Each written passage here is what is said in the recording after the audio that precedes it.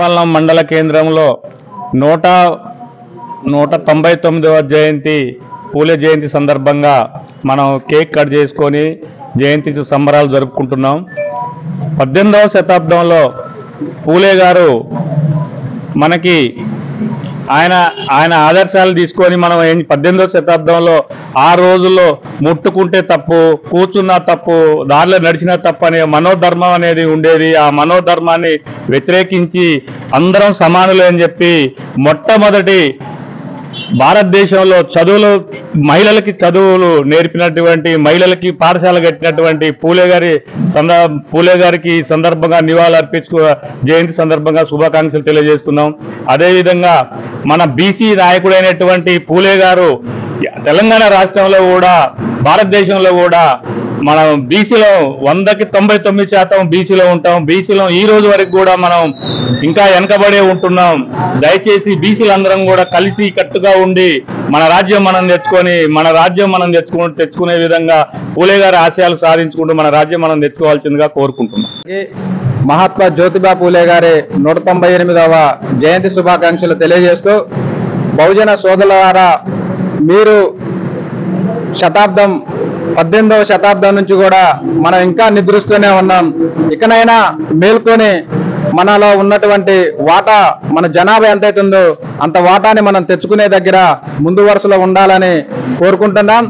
ఎందుకనగా ఈ యొక్క భారతదేశంలో మనువాద వ్యవస్థకు బెరగీసి బరిలో నిలబడి ఈ యొక్క సామాన్య ఎస్సీ, ఎస్టీ, బీసీ, మైనార్టీ వర్గాలు, అలాగే ఓసీలో ఉన్నటువంటి పేద ప్రజలందరూ కూడా ఒక విద్యా పాఠశాలను స్థాపించి దాంట్లో మహిళలకు కానీ అన్ని కులాల వర్గాలకు కానీ విద్యను అందించి ఈ యొక్క సమాజంలో నైతిక విలువలు కానీ, సమాజం నిలబడాలంటే మానవీయ కోణంలో దానికి విద్యా వ్యవస్థ అని కనిపెట్టినటువంటి మహాత్మా జ్యోతిబా పూలే గారు బ్రిటిష్ వారి పరిపాలనలో విద్యని చదువుకొని భారతదేశంలో ఉన్నటువంటి నిమ్న వర్గాలందరూ కూడా విద్య అందాలనే సంకల్పంతో విద్యను అందించి ఈ మనువాదుల ముందు ఈ ఎస్టీ, బీసీ, మైనార్టీ వర్గాలని నిలబెట్టారు. కాబట్టి ఈ విద్యను అందుకున్నటువంటి ఈ మన బహుజన సమాజం ఆ యొక్క త్యాగాల ద్వారా వాళ్ళు ఈ ప్రజల నుంచి ఏం కోరుకున్నారు దాన్ని ఆశించకుండా మనం ఈరోజు మనకు సంబంధం లేదులే, ఈ మహనీయులు ఎవరు అనే దాంతో దూరంగా ఉండి మనకు తెలియని మిగతా వాటిలలో జీవిస్తూ ఉన్నాం.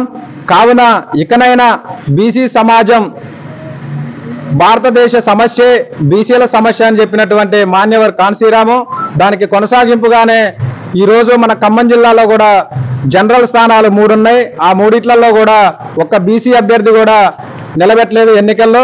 మనకు కళ్ళ ముందు అవపడుతున్నా కానీ మనం అది పట్టించుకోకుండానే ఉన్నాం. అలాగే విద్యా వ్యవస్థలో ఈరోజు ఏదైతే ఎస్సీ, ఎస్టీ, బీసీ రిజర్వేషన్లనే ఒక సాకును చూపించి ప్రజాస్వామికవాదులు అని చెప్పుకుంటున్నటువంటి పరిపాలకులు ఈడబ్ల్యూసీ అనే రిజర్వేషన్ తీసుకొచ్చి దాంట్లో తక్కువ మార్కులు వచ్చిన వాళ్ళకు కూడా జాబులు వస్తున్నాయి. ఎక్కువ మార్కులు వచ్చినటువంటి బీసీ, ఎస్సీ, ఎస్టీలు కూడా నష్టపోతున్నారు. కావున ఈ ఈడబ్ల్యూసీ కోటాని తగ్గించే కాడ కూడా ఈ బీసీలు ఫైట్ చేయాలి. అలాగే 42% ఏదైతే బీసీ రిజర్వేషన్ని పెంపొందించినారో దాన్ని ఖచ్చితంగా రాబోయే స్థానిక సంస్థల్లో అమలు చేసి బీసీ నాయకత్వాన్ని బయటికి తీయాలి.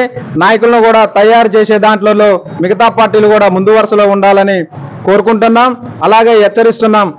లేకపోతే రాబోయే రోజుల్లో ఈ బహుజన సమాజాన్ని అంతా బీసీ పెద్దన్న పాత్రలు వహించి ఎస్సీ, ఎస్టీ, బీసీలను కలుపుకొని రాజ్యంలో కొట్లాడటానికి కూడా వాళ్ళు ముందు వరుసలో ఉంటారు.